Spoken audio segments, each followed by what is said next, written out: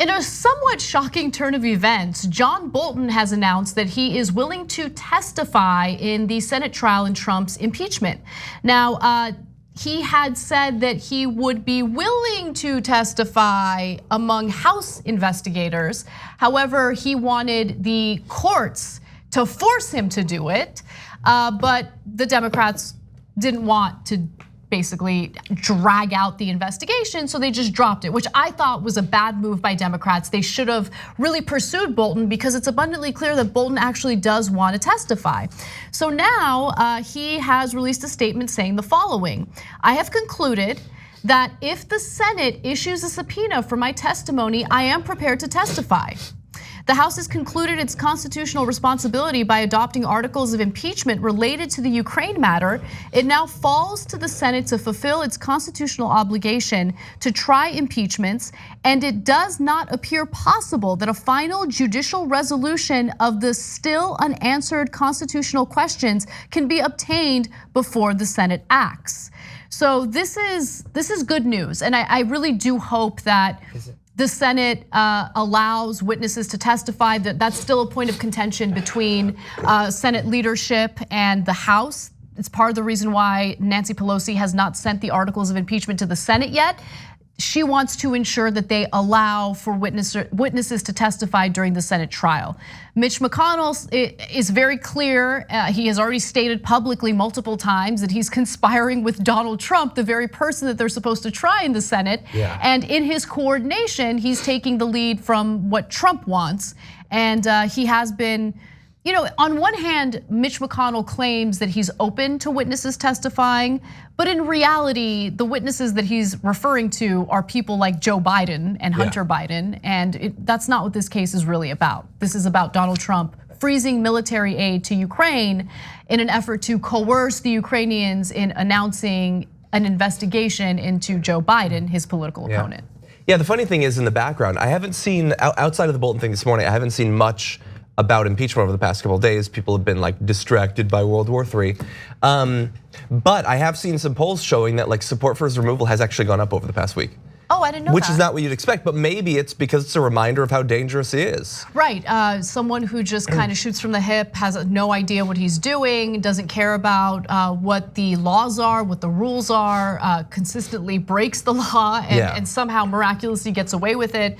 Now, as we've mentioned multiple times before, Democrats aren't pursuing any of the financial crimes against Donald Trump. Which is crazy. Which is insane, absolutely, including the hush money payments to the women that he had affairs with while he was running for president. Which is a slam dunk, he did it. It's totally illegal, he totally obviously did it, but I guess you get so many crimes free. The obstruction of justice, obviously, I don't care about that.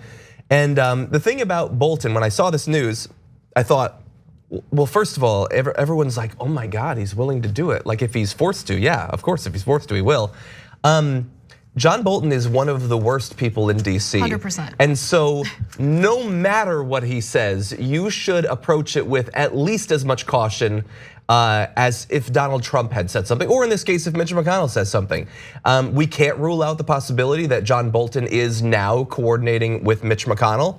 Even theoretically, might be once again willing to do something to aid Donald Trump, since he's finally getting the war that he wanted. Yes, thank you. The only thing he's wanted his entire life. Well, he would love for us to nuke North Korea, but barring that, war with Iran, that's what he wants. And I mean, you can't rule out the fact that, considering that that's what's going on in the news this week. No, the timing, I think the timing is suspicious. I mean, Donald Trump assassinates Iran's top military commander, and then a few days later, John Bolton says, yeah, forget about that whole court order thing. I'm willing to testify now. And the media is reporting it without any type of skepticism, which I think is dangerous. And previously, I would have believed that if Bolton was forced to testify, that he would say something damning against Donald Trump. Now I'm not so sure. Now, does he have damning information against Donald Trump that hasn't been made public yet? Yes, in fact, he had already alluded to that earlier, and that's why everyone was really excited about the thought of him testifying. Now I don't know what his real intentions are. At least I'm more skeptical of his intentions. I'm glad that you made this a similar statement, and so we'll see how this plays out. But Bolton is, I think, the top war hawk in this country, and he's been wanting war with Iran forever. And now that Donald Trump has escalated the potential of war with Iran, I wouldn't be surprised if Bolton has softened up on Trump. Yeah. With that said, though, remember there have been multiple witnesses who have testified in the House investigation who said that Bolton referred to Trump's dealings as a drug deal that he was uncomfortable with and he wanted no part of. Yeah, and look, if Bolton was gonna come in and say what he saw, what obviously disturbed him so much during that time, that would be good, because the good thing about having the witnesses is it would be another opportunity for more people to see it. But I don't think that John Bolton can say anything that we haven't in some way already heard. We already know every fact about this case that we need to, from the very beginning up until when it was revealed. We know everything that happened. The people who aren't convinced by it don't want to be convinced by it, and no new testimony from John Bolton is gonna break through that. Exactly, and look, the fact of the matter, oh God, I keep saying fact of the matter. I'm sorry, guys. I know that I picked that up from Biden, and I apologize. When the pudding hits the wall, what really matters is the Republican members of Congress know that in doing the right thing, in taking a principled stance and acknowledging that what Donald Trump did was wrong, they would risk their political careers, and they're not gonna do it. They're spineless, self-interested cowards, and it's disgusting. Which is why, political ideology aside, I have respect for what Justin Amash did in speaking out against Donald Trump. It wasn't even during this impeachment investigation, it was after reading the full Mueller report. And he realized, oh my God, this is an issue, he deserves to be impeached.